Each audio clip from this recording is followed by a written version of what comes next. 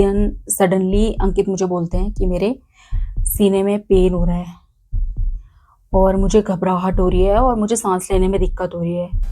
मैं बस ये प्रे कर रहा हूँ कि मैं अपने बच्चे का मुंह देख लूँ, उसके बाद अगर मुझे कुछ हो जाए तो। स्ट्रिक्टली बोल दिया था कि अगर नेचर के खिलाफ जाओगे, प्रकृति के खिलाफ जाओगे तो चले जाना मेरे घर से, निकल जाना मेरे घर से। प्रेगनेंसी एक ऐसा एहसास है जो बोले बयान नहीं किया जा सकता। एक माँ के लिए ये इतना खास टाइम होता है शुरू से लेकर लास्ट तक, पर मेरी प्रेगनेंसी ऐसी बिल्कुल नहीं थी। So hello guys, welcome back to my YouTube channel. I hope आप सभी बहुत अच्छे होंगे, मैं भी अच्छी हूँ। तो जैसा कि आज आप लोग मेरा टाइटल और थंबनेल देख के समझ ही गए होंगे, मैं आज किस रिलेटेड वीडियो बना रही हूँ। मेरी प्रेगनेंसी से, मेरे सी सेक्शन से मेरे पोस्टपार्टम तक का सफ़र मैं आज आपके साथ तय करने वाली हूँ, तो बने रहिएगा शुरू से लास्ट तक। तो मुझे वो डेट आज भी याद है जब मैंने अपनी प्रेगनेंसी कंफर्म करी थी, 15 अप्रैल 2024। तब मैं बहुत ज़्यादा एक्साइटेड थी, मैं इतनी ज़्यादा खुश हो चुकी थी। शादी हुई तो मुझे तो ऐसा हो गया था कि शादी हो गई, बच्चा हो बस, मतलब मैं बहुत बहुत ज़्यादा एक्साइटेड थी। मतलब हमारा प्रेगनेंसी का ऐसा कोई बेबी प्लानिंग का कोई ऐसा वो नहीं था, पर मेरे ना पीरियड्स डिले हो चुके थे 4 to 5 डेज़। वैसे मेरे को ऐसे होते नहीं है, बट मेरे पेन हो रहा था बहुत ज़्यादा पेट में। तो मैं एक दिन ऐसे ही डॉक्टर के पास चेकअप के लिए गई और उन्होंने बोला कि क्या तुम्हारे पीरियड्स आ चुके हैं? मैंने बोला नहीं। तो उनने मुझे प्रेगनेंसी टेस्ट करने को बोला और वो पॉजिटिव था। तो मैं बहुत खुश थी, बट मेरे हस्बैंड की साइड से सेम रिएक्शन नहीं था। He was not ready for our baby. हाँ, तो या यूँ कहें कि हम लोग फाइनेंशियली उतने स्टेबल नहीं थे उस टाइम पे कि हम एक नए मेंबर की जिम्मेदारी ले सकें। भी उन्होंने मना किया कि अभी हम कंटिन्यू नहीं करते हैं। तो मेरे लिए तो ये बहुत बहुत मुश्किल हो चुका था। तो तब मैंने अपनी मदर इन लॉ से ये बात शेयर करी।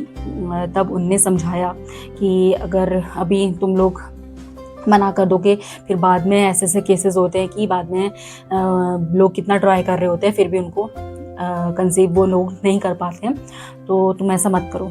और मेरे फादर इन लॉ भी एकदम स्ट्रिक्टली कह दिया था, इनडायरेक्टली, डायरेक्टली तो उनने नहीं बोला, पर हाँ इनडायरेक्टली उनने भी स्ट्रिक्टली बोल दिया था कि अगर नेचर के खिलाफ जाओगे, प्रकृति के खिलाफ जाओगे तो चले जाना मेरे घर से, निकल जाना मेरे घर से। और अंकित को ऐसा लगता था कि अभी तो उनके फ्रेंड्स की भी शादी नहीं हुई है और मेरा इतनी जल्दी बच्चा, मैं तो अभी शादी की एज भी नहीं है मेरी, एक तो शादी जल्दी होगी, फिर उसके बाद बेबी भी जल्दी हो जाएगा, तो कैसे मैनेज करूँगा, या मेरे फ्रेंड सर्कल में तो भी शादी नहीं हुई है, तो ये सब चीज़ें। तब उनने अपने फ्रेंड सर्कल में ऐसे ही बात करी, इनडायरेक्टली, ये नहीं बताया कि मैंने कंसीव कर लिया है, बट उन्हें ये बोला कि सपना जिद कर रही है, ये है वो है बेबी के लिए। तो एक भैया, मैं उनकी प्राइवेसी मेंटेन रखूँगी, मैं उनके बारे में उनका नाम नहीं ले सकती हूँ, सॉरी। हाँ, तो उनने समझाया कि उनने भी पहले यही सोचा और लास्ट में अब वो जब ट्राई कर रहे तो अब उनके पास उनका बेबी नहीं हो रहा है, तो इसलिए भी सबके समझाने पे और भी कई दोस्तों ने समझाया कि तुम लोग को कंटिन्यू करना चाहिए। 4 to 5 डेज़ हो चुके थे इस बीच में कि अंकित और मैं बात नहीं कर रहे थे। तब 5 डेज़ में अंकित मेरे पास आए और बोलते हैं ठीक है हम कंटिन्यू करते हैं। मेरे फ्रेंड्स ने भी ऐसे ऐसे मुझे बताया, तो अब मैं रेडी हूँ। तो मानो मैं तो इतनी खुश हो चुकी थी, मैं एक्सप्लेन भी नहीं कर सकती हूँ। वो टाइम बहुत ज़्यादा एक्साइटेड हो गई थी और मैं बहुत खुश हो गई थी। ठीक है, ऐसे मेरी प्रेगनेंसी की स्टार्टिंग हुई।